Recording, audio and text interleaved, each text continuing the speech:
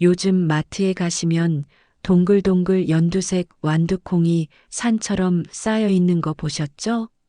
한 알 까서 입에 넣으면 의외로 달콤한 맛이 나는데요. 그 단맛 때문에 나는 당뇨가 있는데 완두콩 먹어도 되나 망설이시는 분들 정말 많아요. 그런데 사실 의사들은 60대 식단에 완두콩을 자주 넣으라고 권합니다. 오늘은 그 주인공, 완두콩 이야기를 풀어볼 건데요. 콩 중에 단백질이 가장 적은데도 왜 영양사들의 추천 1순위인지, 어떻게 먹으면 효과가 2배가 되는지, 마지막엔 혈압약이나 당뇨약 드시는 분들이 꼭 알아야 할 안전 정보까지 다 담았습니다. 특히 영상 중간에 나오는 식이섬유의 한 가지 작용이 혈당 안정의 진짜 열쇠인데 그 이야기는 잠시 후에 자세히 풀어드릴게요. 먼저 한 가지 의외의 사실부터 말씀드릴게요. 완두콩은 콩이지만 콩 중에 단백질이 가장 적은 콩이에요. 표준식품 성분표 기준으로 완두콩 100g에 들어있는 단백질은 약 5g 정도예요. 검은 콩은 17g, 대두는 36g이 들어있으니까 단백질만 놓고 보면 한참 아래에 있는 셈이거든요. 그래서 영양학적으로 완두콩은 콩이라기보다는 콩과 채소의 중간에 가깝게 분류되기도 해요. 수분도 많고 식이섬유 비중도 높거든요. 그런데 단백질이 적은 만큼 다른 영양소가 알차게 들어있어요. 비타민 B1, 식이섬유, 그리고 망간, 칼륨, 마그네슘 같은 미네랄이 풍부합니다. 그런데 이렇게 단백질이 적은 완두콩이 왜 당뇨가 있는 분들 식단에 그렇게 자주 등장하는지, 그 답은 바로 다음에 나오는 단맛의 정체에 있어요. 자, 처음에 말씀드렸던 그 단맛 이야기로 돌아가 볼게요. 완두콩의 단맛, 그 정체는 자당이에요. 설탕에서 느껴지는 그 단맛이 자연 상태로 들어있다는 거죠. 그럼 혈당이 빨리 오르겠네 하실 수 있는데 여기서 반전이 시작됩니다. 완두콩의 혈당 지수, 그러니까 GI는 약 22 정도예요. 비교를 좀 해드리면 흰쌀밥의 GI가 약 84, 식빵이 75 정도거든요. 완두콩은 그 절반에도 한참 못 미치는 저혈당 지수 식품에 속해요. 그러면 왜 단맛이 나는데도 혈당이 천천히 오를까요? 바로 식이섬유 때문이에요. 완두콩 100g에는 식이섬유가 약 5g이나 들어있는데요.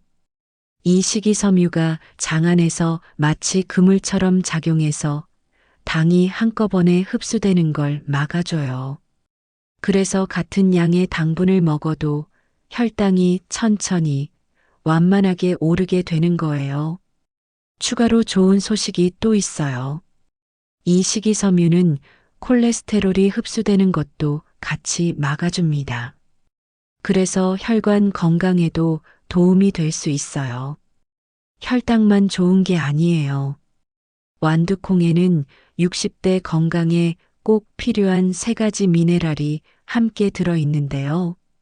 그 조합 이야기는 바로 이어서 풀어드릴게요. 완두콩의 진짜 매력은 사실 하나가 아니라 여러 영양소가 같이 작용한다는 거예요.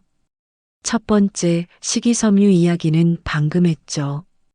혈당뿐 아니라 장 건강에도 큰 역할을 해요. 60대 이상 분들 중에 변비로 고생하시는 분들이 꽤 많은데요. 완두콩의 식이섬유가 장 운동을 도와줘서 변비 완화에 도움이 됩니다. 두 번째, 칼륨과 마그네슘이에요. 이 2가지는 혈압 조절과 관련이 있는 미네랄이에요. 혈관을 이완시키고 나트륨을 배출하는 데 도움을 주거든요. 그래서 평소 혈압이 신경 쓰이시는 분들에게 좋은 식재료가 될 수 있어요. 세 번째, 망간이에요. 완두콩 100g에 하루 권장량의 약 21% 정도의 망간이 들어 있어요. 망간은 뼈를 만드는 데 관여하고 연골 건강에도 도움을 주는 영양소거든요. 여기에 한 가지 더, 비타민 B1도 풍부해요. 비타민 B1은 신경 기능과 에너지 대사에 꼭 필요한데 시니어 식단에서 의외로 부족해지기 쉬운 영양소예요. 완두콩 한 그릇으로 부족한 부분을 자연스럽게 채워줄 수 있다는 거죠. 여기까지 들으면 그럼 매일 한 그릇씩 먹어야겠다 싶으시죠?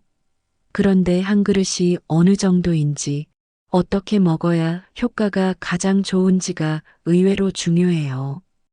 다음에서 정리해 드릴게요. 먼저 양 이야기부터 해드릴게요. 완두콩 하루 적정 섭취량은 30g에서 40g 정도예요. 대략 밥숟갈로 2술 정도라고 보시면 됩니다. 이렇게 좋은데 더 먹으면 안 되나 싶으시겠지만 완두콩에는 청산이라는 성분이 아주 소량 들어 있어서요. 하루 40g을 넘기면 설사나 복통이 생길 수 있어요. 그리고 반드시 익혀서 드셔야 해요. 자, 그 다음이 더 중요한 이야기예요. 콩밥 좋아하시는데 속이 부글거려서 못 드시는 분들 많죠? 가스가 차는 이유는 콩에 들어있는 올리고당과 식이섬유 때문이에요. 이걸 해결하는 방법이 4가지 있어요. 첫째, 충분히 불려서 드세요. 완두콩을 마른 상태로 사셨다면 최소 4시간 이상 물에 담가두면 가스 유발 성분이 많이 빠져나가요. 둘째, 끓는 물에 한번 데치고 그 물을 버리세요. 이 한 단계만 추가해도 가스 차는 느낌이 확 줄어들어요. 셋째, 처음엔 적은 양부터 시작하셔서 몸이 적응하도록 천천히 양을 늘려가세요.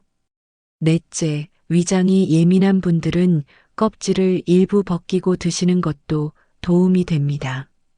그리고 마지막으로 지금 5월 중순이잖아요. 완두콩 제철이 딱 4월부터 6월까지인데 지금이 한가운데예요. 이 시기 생완두콩이 영양가도 가장 높고 단맛도 진해요. 1년 내내 드시고 싶으시면 데친 후에 한번 먹을 만큼씩 소분해서 냉동 보관하시면 됩니다. 냉동에도 영양소 손실은 크지 않으니까 안심하셔도 좋아요. 모두에게 좋은 완두콩이지만 이런 분들에게는 조금 다른 주의가 필요해요. 영상 끝까지 보셔야 안전하게 드실 수 있습니다. 완두콩이 좋은 건 알겠는데 약 드시는 분들은 한 번 더 확인하셔야 할 부분이 있어요. 먼저 와파린 같은 항응고제 드시는 분이라면 완두콩에 비타민 K가 들어있다는 걸 기억해 주세요. 완두콩을 갑자기 많이 드시거나 반대로 갑자기 끊으시면 약효가 흔들릴 수 있거든요. 일정한 양으로 꾸준히 드시는 게 안전하고 시작 전에 주치의 선생님께 한번 여쭤보시면 더 좋아요. 혈압약, 특히 이뇨제 계열 드시는 분들도 주의가 필요해요.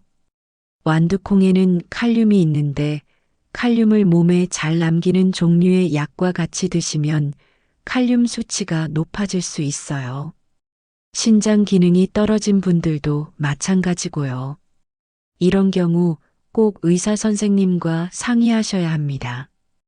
통풍이 있으신 분들은 너무 걱정 안 하셔도 돼요.